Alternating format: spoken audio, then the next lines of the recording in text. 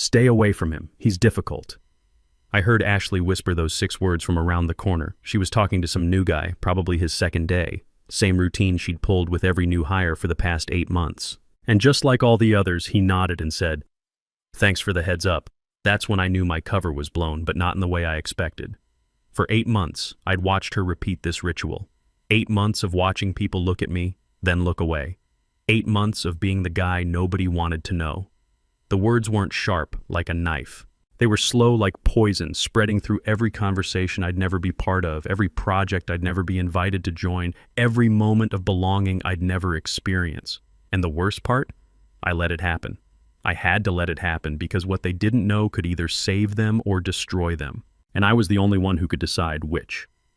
My name is Kevin Walsh. I'm 49 years old, and I've spent the last 15 years studying something most people don't think about until it's too late.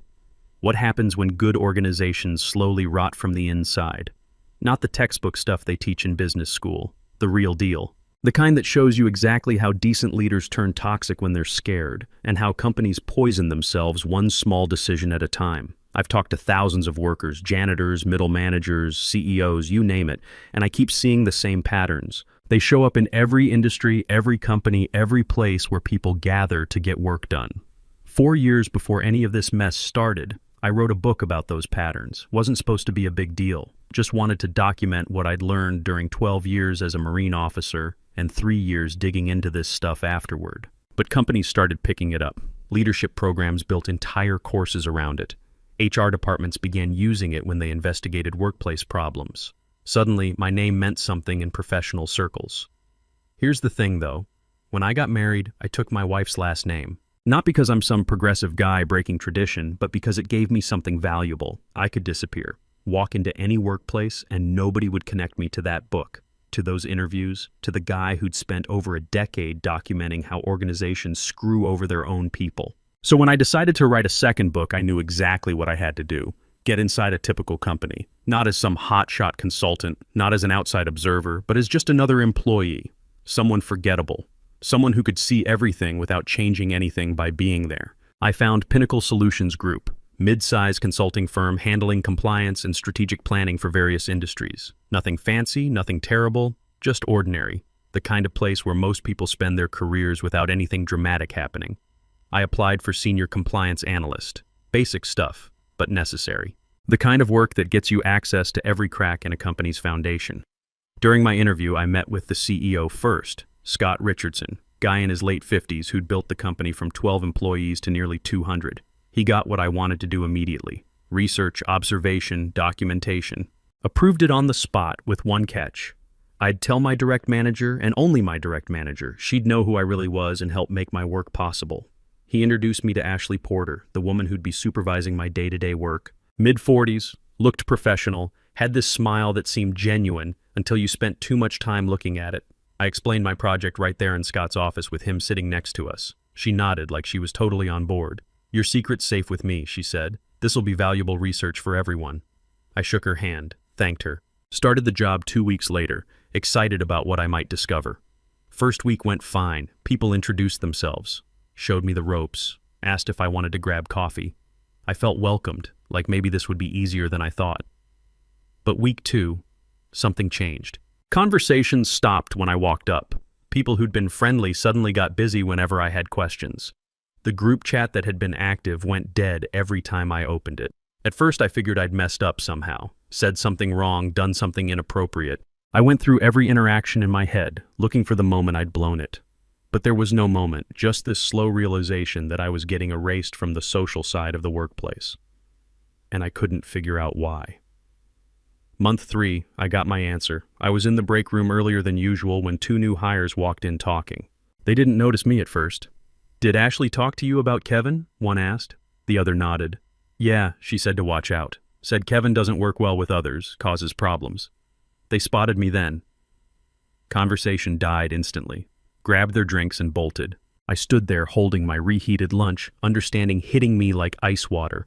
Ashley wasn't keeping my secret, she was using it. She'd figured out that having a workplace leadership expert in her department was dangerous. I could see everything she did wrong, every shortcut, every violation, every time she chose convenience over doing things right. so she'd done the smartest thing possible. Cut me off completely. If nobody trusted me, nobody would listen to me. And if nobody listened to me, nothing I saw would matter. The isolation wasn't random, it was strategic. Ashley gave me every task that showed me problems without giving me any power to fix them. I ended up handling all the sensitive client complaints, the ones where clients threatened lawsuits or to blast us on social media.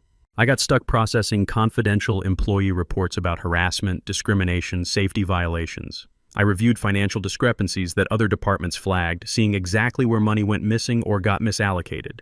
Every single assignment was a window into something broken. And every single assignment was mine alone. Nobody worked with me, nobody checked my work, nobody asked what I thought. I was seeing everything and controlling nothing. The weekly team meetings became their own special kind of hell. Ashley would spend 30 minutes praising everyone's contributions. She'd highlight projects, celebrate wins, acknowledge effort, everyone except me. When she handed out new assignments, she'd give them to people with half my experience right in front of me, explaining why each person was perfect for the work. High-profile clients went to someone who'd been there 3 months. Complex analysis went to someone who'd never done it before. Strategic planning went to someone who openly admitted he was making it up as he went along. And I sat there keeping my mouth shut because speaking up would only prove what everyone had been told, that I was difficult, that I caused problems, that I didn't play well with others. Don't take it personally, a coworker named Lauren told me one afternoon. We were both washing our hands in the bathroom at the same time. One of those accidental moments when you can't avoid someone. Ashley warned us you don't collaborate easily. It's not about you as a person. It's just your work style. She said it like she was trying to help, like she figured I didn't know what people were saying. I dried my hands and thanked her because what else could I do? Tell her the truth? Explain that I'd literally written the book on collaborative leadership? That would sound crazy, defensive, exactly like someone difficult would sound. So I kept working, kept watching, kept taking notes. Because here's what Ashley didn't understand about research. Sometimes isolation gives you the best view. When you're not part of the social dynamics, you see them more clearly. When people forget you're there, they stop putting on a show. They show you who they really are. And what I saw day after day was a company slowly poisoning itself with small violations that nobody thought mattered. A manager who changed client contracts without documenting it. A team lead who approved expenses that clearly broke policy. A supervisor who ignored safety reports because dealing with them was inconvenient. None of it was dramatic. None of it was evil. It was just careless. Careless in ways that would eventually hurt real people. I documented everything. Not because I wanted to destroy anyone, but because patterns only become visible when you track them over time. And the pattern I was seeing was exactly what I'd written about in my first book, how organizations fail not because of one big decision, but because of 1,000 small ones. Month 4 brought more isolation. Month 5 brought more data. Month 6 showed me that Ashley wasn't just protecting herself. She was protecting a whole system of cutting corners that made everyone's job easier in the short term and more dangerous in the long term. By month 7, I had material for at least 3 chapters. Stories about how fear creates blind spots, how insecurity spreads like a virus, how the very people who should be protecting an organization's integrity end up undermining it instead. But I also had something else. I had proof that change was possible. Because even in the middle of all this dysfunction, there were people trying to do the right thing. They just didn't have support. They didn't have leadership. They didn't have someone willing to say that difficult questions weren't the same as difficult people. That's when month 8 brought Jessica Adams. She was 26 years old, fresh from graduate school, hired to handle client onboarding. Had this energy about her, like she was genuinely curious about everything. She asked questions during meetings, good questions, questions that made people think instead of just nodding along. She noticed things others missed. And on her 3rd day, she noticed me. I was working through a client complaint when she showed up beside my desk. Why does everyone avoid you? Just like that. No small talk, just the question. You'd have to ask them, I said, not looking up from my screen. I did. They said you're difficult. She paused.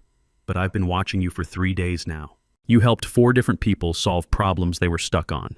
You caught an error in the client database yesterday that would have cost us a major account. You stayed until 7 last night finishing someone else's report because they had a family emergency. None of that seems difficult to me. Seems like the opposite. I finally looked at her, Really looked. She wasn't trying to be nice, wasn't trying to fix anything, she was just confused. Genuinely confused about why what she was seeing didn't match what she'd been told. "What's really going on?" she asked. I wanted to tell her everything, wanted to explain the whole mess. But the truth sounded impossible, so I just shook my head. "It's complicated." She studied me for another moment, then walked back to her desk. I figured that was the end of it. Just another person who'd tried to understand and given up. But 15 minutes later, she packed her bag and left the building. It was only 2 p.m.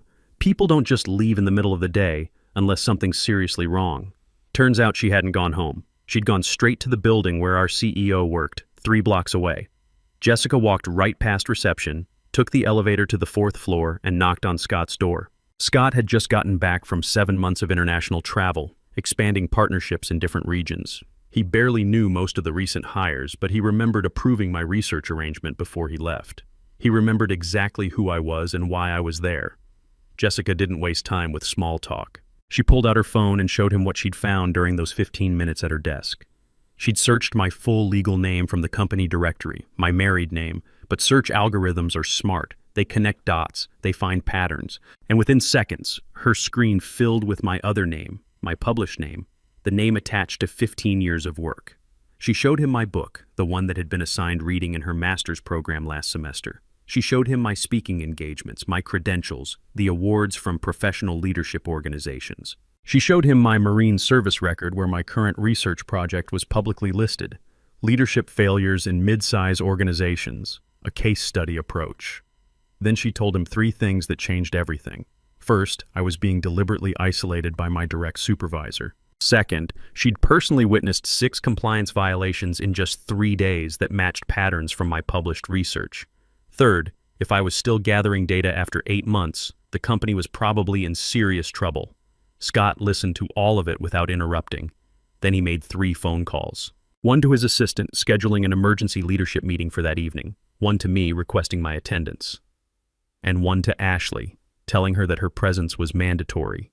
I got the call at 4:30. Scott's voice was calm but firm. "I need you at a leadership meeting tonight.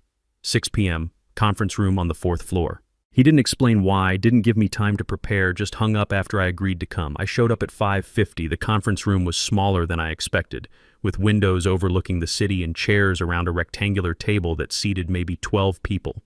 Scott was already there. So was his assistant, the head of HR, the CFO, 2 senior team leads I'd never met.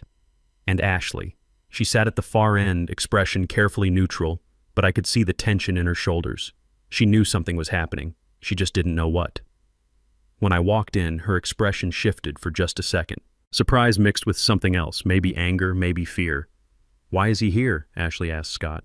"He's not leadership. He's here because I invited him," Scott said simply. He gestured for me to sit. Jessica came in a moment later, looking slightly nervous but determined. She sat near Scott, clearly his ally in whatever was about to happen. Scott started without any warm-up. "Kevin, I understand you've been conducting research during your time here. Research I approved 8 months ago. Can you update us on what you found?" The room got very quiet. Everyone except Scott and Jessica looked confused. Ashley looked like she'd swallowed something sharp. This was the moment I'd been preparing for since I started. The moment where I could either burn everything down or build something better. I had documentation. I had names, dates, specific incidents that violated not just company policy, but actual regulations. I could end careers right there. Could justify every lonely lunch, every ignored contribution, every whispered warning about how difficult I was. Instead, I said, "I found enough material for 3 chapters of my next book. Would you like to hear them?" "Wait," Ashley interrupted. "What research? What book? What is he talking about?" She looked at Scott. "You approved this?" "I did," Scott confirmed. "Before I left for my overseas work, I thought I'd briefed you." Perhaps that conversation got lost in the transition. He hadn't briefed her. We both knew it. He'd told her directly in his office with me sitting right there. But he was giving her an out, a way to claim ignorance instead of admitting deliberate sabotage. She didn't take it. "This is exactly why I warned people about him," Ashley said, her voice getting louder. "He's been spying on us, collecting information to use against us. This whole time he's been pretending to work while actually—" "I've been working," I said quietly. "Every task you gave me, every complaint you had me handle, every concern you asked me to deal with, Every discrepancy you told me to review, I finished all of it, on time, accurately. And yes, I learned from all of it. That was the point. The point, Ashley said slowly, was to trap us, to document our mistakes so you could expose us. No, I said. The point was to understand how typical organizations function when nobody's putting on a show for observers. You knew that 8 months ago when Scott introduced us. Her face went pale. She'd forgotten that detail, forgotten that she'd been part of the original conversation. Scott leaned forward. What would you recommend, Kevin? Based on what you've observed? This was it. The fork in the road. I could recommend investigations, audits, terminations. I could present my findings like a prosecutor making a case. Or I could do what I'd actually spent 15 years learning to do, teach. I recommend education, I said, a comprehensive training series. 6 sessions, 2 hours each, covering the most common leadership failures I've observed across multiple organizations, including this one. Delivered by me using real scenarios from my research. No names, no accusations, just patterns and solutions. And if we agree, Scott asked, then I'll make sure this organization becomes a success story in my book, not a cautionary tale. The room went silent again. The CFO spoke first. That sounds like a threat. It's a choice, I corrected. Every organization I study makes it into my book. How they're portrayed depends on how they respond when they discover their patterns. Some choose defensiveness. Some choose learning. The ones who choose learning become examples other organizations want to follow.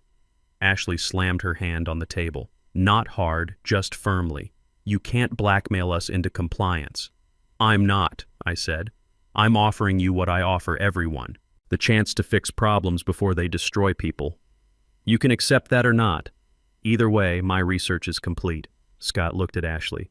You told me 8 months ago that Kevin was a perfect fit for our team. What changed? She didn't answer. Couldn't answer because nothing had changed except her fear of what I represented. Someone who could see through every performance, every excuse, every shortcut. Someone who knew exactly what those shortcuts cost. The training session started the following week. Mandatory attendance, every employee, every manager, every leader. 6 sessions spread across 3 weeks. I didn't mention the company by name during the sessions, didn't reference specific people, just presented scenario after scenario, each one pulled directly from what I'd observed. Here's a pattern, I said during session 1. A leader isolates someone knowledgeable because that person's expertise might overshadow the leader's authority. The leader frames this isolation as protecting the team from someone difficult. Over time, the team loses access to valuable knowledge. Performance drops, and the leader blames the isolated person for not contributing. This pattern appears in 38% of the workplaces I've studied. People shifted in their chairs. Some looked uncomfortable, others looked thoughtful. A few glanced at Ashley. She sat in the back, arms folded, expression blank. Session 2 focused on complaint handling. Organizations often assign complaint processing to trustworthy people, then ignore those complaints because leadership assumes if they were serious, the trustworthy person would escalate. But that person has been labeled as someone who overreacts or causes drama, so their escalations get dismissed as exaggeration. Meanwhile, legitimate problems grow until they explode. This pattern appears in 62% of the workplaces I've studied. After that session, 3 people approached me privately. They asked if they could discuss specific situations, real situations they were currently facing. I listened. Didn't give advice, just asked questions that helped them think through their options. Word spread. By session 3, I had a waiting list of people who wanted to talk. Session 4 covered financial discrepancies. Session 5 covered safety violations. Both sessions presented patterns without accusations. Both sessions led to private conversations with employees who'd been seeing problems but didn't know how to address them. And through it all, Ashley sat in the back, getting smaller. Session 6 was different. Scott attended personally, sitting in the front. The entire leadership team came. I'd saved the most important pattern for last. Here's the pattern that underlies all the others, I said. A leader who deliberately suppresses talent to protect their position eventually creates a culture where talented people leave, performance drops, and the organization fails. This isn't about intention. Most leaders who do this believe they're protecting the team from disruption. They believe they're maintaining stability, but what they're actually doing is preventing growth. And organizations that don't grow eventually die. This pattern appears in 79% of failed organizations I've studied. I paused. Let that number sit. 79%. Not a small sample, not an outlier. Nearly 4 out of 5. The question, I continued, isn't whether a leader intended harm. The question is whether the organization will learn from the pattern before it's too late. Because talent leaves. It always leaves. The only question is whether it leaves quietly or loudly. Ashley stood up in the back. Everyone turned to look at her. She didn't say anything, just gathered her materials and walked out. The session continued without her. We finished the final scenario. People asked questions. Real questions about how to recognize these patterns in themselves, how to change, how to build cultures where these patterns couldn't take root. The next morning, Ashley submitted her resignation, effective immediately. No farewell email, no goodbye tour, just a brief letter to Scott stating she was pursuing other opportunities. Nobody demanded it, nobody forced it. She just finally understood that staying meant being the unspoken subject of every future conversation about what not to do. Scott offered me her position. Department manager, full authority, significant raise. I declined. My research was complete. I had everything I needed for the book. Taking her job would have felt like revenge, and revenge was never the point. But I did accept a different role, permanent organizational development advisor, part-time, remote, enough involvement to ensure the changes stuck. Not so much that I became part of the system I was studying. The changes were immediate and measurable. Within 6 weeks, employee satisfaction scores jumped 23%.